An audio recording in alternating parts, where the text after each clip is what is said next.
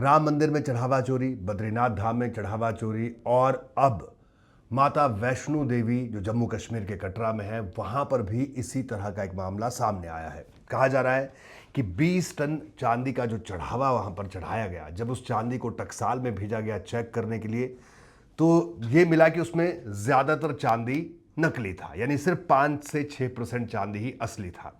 और यहां पर जो गड़बड़ी की जो कीमत आंकी जा रही है वो करीब 500 करोड़ आंकी जा रही है। हालांकि मामला अब कोर्ट पहुंच गया है। कटरा की एक अदालत ने इस संबंध में पूरा रिकॉर्ड तलब कर लिया है। जांच अधिकारी को 29 जुलाई को व्यक्तिगत तौर पर अदालत में पेश होने को कहा गया है। आप सोचिए कि क्या किसी श्रद्धालु ने नकली चांदी मंदिर में चढ़ाया होगा। खैर मुझे तो ऐसा नहीं लगता व्यक्तिगत तौर पे कि ऐसा कोई कर सकता है, क्योंकि भगवान ने तो किसी को नहीं कहा कि आओ मुझे चांदी चढ़ाओ। तो अब सवाल ये उठता है कि अगर किसी ने असली चांदी चढ़ाया होगा तो फिर इतनी बड़ी मात्रा में नकली चांदी वहां पर कैसे इकट्ठा हुआ। खैर जांच चल रही है, मामला अदालत में है, तो अभी कुछ भी कहना जल्दबाजी होगा। लेकिन इस मामले ने भी एक बार फिर से सवाल उठा दिए हैं कि देखिए किस तरह से हमारे मंदिरों में जो चढ़ावा है उसकी गिनती, उसका रख रखाव को लेकर अभी भी कितने अनप्रोफेशनल हम लोग हैं। देखिए मैं आपको प्रक्रिया बताता हूं। मैं अभी देख रहा था कि किस किस तरह से मंदिरों में दान आता है, किस तरह से उसकी जांच होती है। तो दान आने के 3-4 तरीके हैं। एक तो दान पेटी हर मंदिर में लगी होती है जिसमें भक्त कैश डालते हैं। फिर देखिए बड़ी बात है गिनती प्रक्रिया। गिनती प्रक्रिया ऐसी होती है कि एक वक्त होता है हर बड़े मंदिर में कि इतने दिन में, इतने घंटे में जो दान आया है उसकी गिनती की जाएगी, कैश की गड्डियां बनाई जाएंगी और फिर एक बाकायदा एक एजेंसी है, उसके कर्मचारी भी उसमें लगते हैं, जैसे राम मंदिर में भी था। और फिर आभूषण प्रबंधन, यानी सोना चांदी इसको अलग किया जाता है, कैश को अलग किया जाता है। और जो सोना चांदी होता है उसको वक्त वक्त पर हर मंदिर की एक डेडलाइन होती है, वो ट्रस्ट के डेडलाइन के हिसाब से भी हो सकती है कि सब 1 साल में, 6 महीने में, जब भी कि हम उसको सोने चांदी को टकसाल में चेक करवाएंगे। और एक आजकल नया ट्रेंड भी शुरू हुआ है, यूपीआई या क्यूआर कोड से भी दान लिया जाता है।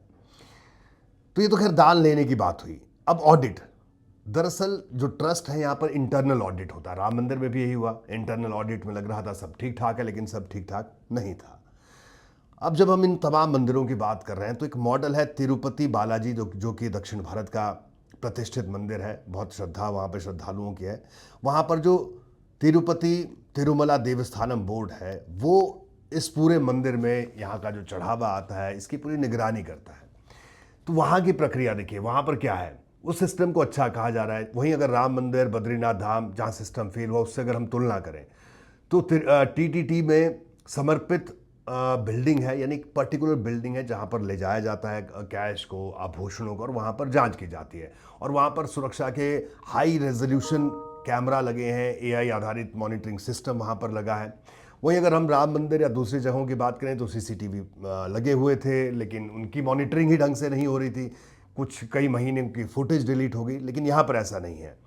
बाकायदा प्रशिक्षित कर्मचारी वहाँ पर तिरुपति तिरुमला देवस्थानम बोर्ड ने गिनती के लिए रखे हैं। लेकिन वहीं अगर राम मंदिर की हम बात करें तो वहाँ सिफारिश के आधार पर भर्तियाँ हुई और फ्रिस्किंग और पॉकेटलेस यूनिफॉर्म नियम लागू ही नहीं हुआ। इसके अलावा सोने चांदी की मासिक वैल्यूएशन के बाद उसे सीधे ट्रेजरी में ट्रांसफर किया जाता है तिरुपति में। लेकिन वैष्णो देवी केस में सालों तक बिना जांच किए ये जमा होता रहा चांदी, और बाद में अभी जो शुरुआती रिपोर्ट में बातें निकल कर सामने आ रही कि 95% नकली निकला। वहीं अगर यूपीआई क्यूआर की बात की जाए तो ये भी इस तरीके से भी वहां पर दान लिया जाता है तिरुपति में।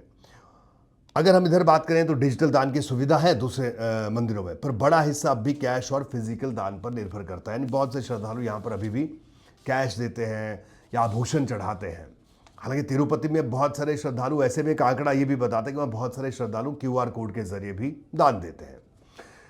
तो इसलिए तिरुपति का जो सिस्टम है उसको अच्छा माना जाता है। और यहाँ पर जो चाहे राम मंदिर हो, बद्रीनाथ हो या ताज़ा मामला वैष्णो देवी मंदिर का, यहाँ के सिस्टम पर भी सवाल उठे हैं।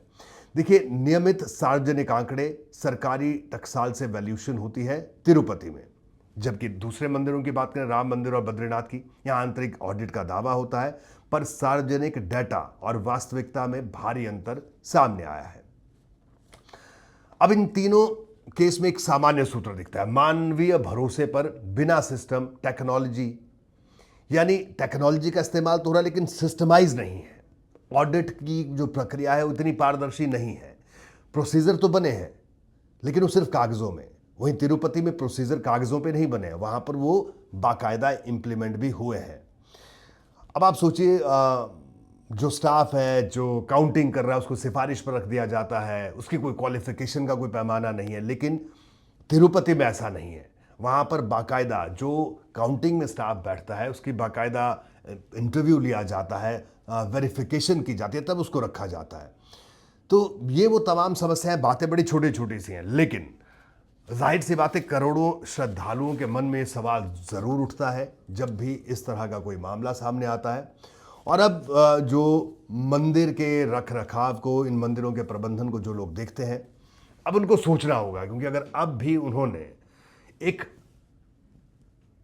फुल प्रूफ, एक पुख्ता सिस्टम नहीं बनाया तो श्रद्धालुओं का जो भरोसा है वो भरोसा टूट सकता है। और भरोसा टूटने का मतलब आप खुद समझते हैं।